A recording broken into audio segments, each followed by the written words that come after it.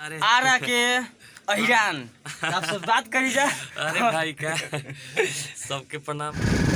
Hello hi good morning. हम आप सबसे एक बात कहल चाहते हैं, आप सबके भाई प्रमोद रोशन मतलबी और साथ में सिंगर सोनू केसरी हाय।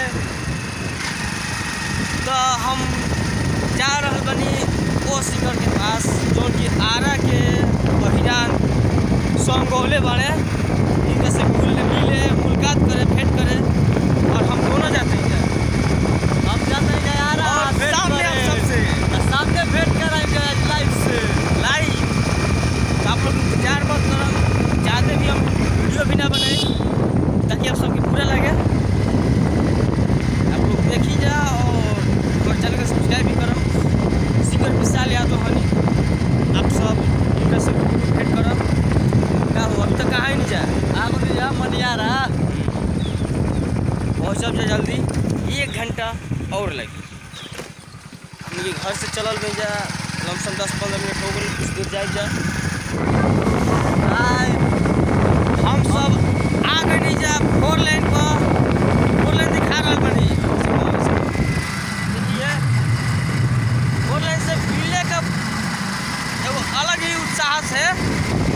आप सबसे मिलाएंगे तो रोज सब भोजपुरी हिंदी दोनों बोलते तो कहते सॉरी ऐसे कि लटपटा जी कम लेकिन प्रमोटर है ऐसा प्रमोटिंग हम भोजपुरी का दिए तो भाई भोजपुरी नहीं बोलो भाई जैसे हिंदी आ जाता है तुरंत और आधा घंटा में पहुंच जा विशाल भाई दीदी और आपको रूप बात कराएंगे एकदम लाइव के साथ। लाइव मजा ही आ जाए लाइव के लिखा इनसे विशाल यादव से बहुत ही बात हो रहे हैं कि आए भेंट होगी। भेंट को वो भी बोलात रहन कि खालसा मतलबी जी और सोनू जी वो सब आवे के कहत नहीं जा और आवत नहीं जा। तो आज हमने खुद बाइक से जाते हैं जा मिले और आप सब सीख मिला होता नहीं। काले उनकर गाना आइल बा आरा के अहिरान एमे महादेवा फिल्म सब लोग जरूर सुनी और बहुत सपोर्ट करी। ज़्यादा से ज़्यादा प्यार करी जा और वो गाना में प्यारा से अपन कमेंट करी लाइक करी और ज़्यादा से ज़्यादा होगा तो शेयर भी करी। जा रहे हैं हम लोग बाइक से तो हाई नेशनल का रोड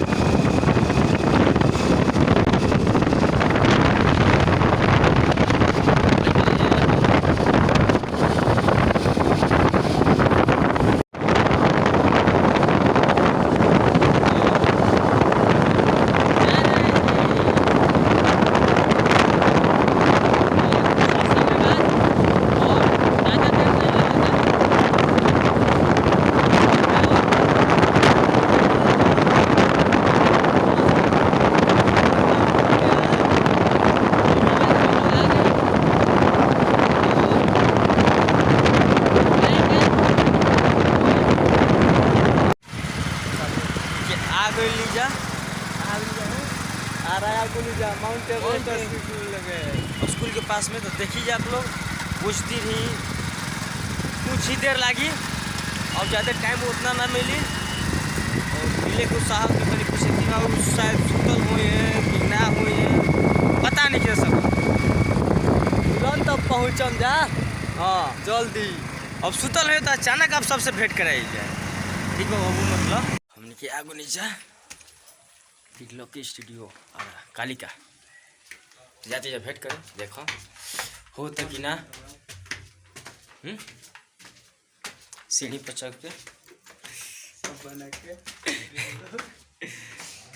आप सब इंतजार करी। यही रूम पे पहले रंजीत सिंह रहत रहन अब शायद पटना चल गए। बोलो भाई का शायद हाँ हो सकता है। भैया कालिका स्टूडियो आ रहा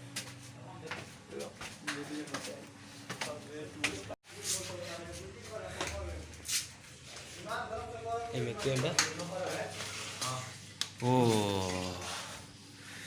हाँ हाँ हाँ बड़े भैया भैया के से भेंट भई। देखो खाना बनाओ लो चाय हो बनाओ। इसमें देखते हैं कौन कौन है। धक्का तो मन करे बहुत दूर से आए हैं आई भी जब बहुत दूर कम से कम 40 किलोमीटर दूर से तो देखा जाए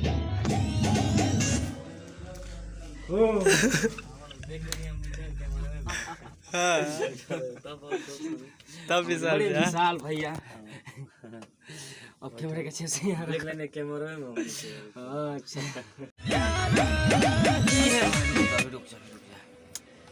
आज भेंट हो गई हम लोग के विशाल भैया दो से आरा के अहिरान आपसे बात करी जा। अरे भाई का सबके प्रणाम बा नमस्कार। हम विशाल यादव बस बात करिए रोशन भाई। ए भाई पहले तो बात भाई पहले तो बोले में बहुत अच्छा लगता है लेकिन सामने भनी जाए तब से तनी मुंह बंद हो गल बिया इनका सामने बहुत दूर से आइल बन एकदम हम कबो हमारे एकदम दिल में रहे ला भाई हमार दोनों जना इनकरे लोग के सपोर्ट से हमनी के एकदम सब चीज चलता सेल्फी का और सब बढ़िया सन और नहीं अच्छा छठ के ऊपर प्रोजेक्ट तैयार करे जान कल लोग एगो गाना लिखले बनी 40-45 किलोमीटर दूर एगो गाना अपने से लिखले हां कम से कम 45 किलोमीटर गाना दूर अपने से लिख चल के ले जा मोटरसाइकिल से वो पैदल ना। गालम दोनों गाना फिर लोग के गाना खाना तो हमारे चैनल के भाई लोग आप लोग सब्सक्राइब करी जा और विशाल भाई हाँ भाई के हमारे चैनल के जे भी देखी जेकरा पास भी वीडियो पहुंची और जे भी लाइक करी जा भाई के चैनल के सब्सक्राइब करी जा ज्यादा से ज्यादा मात्रा में शेयर और करी जा एकदम दबा के सपोर्ट चाहिए बस। गाना आइल बारा कोई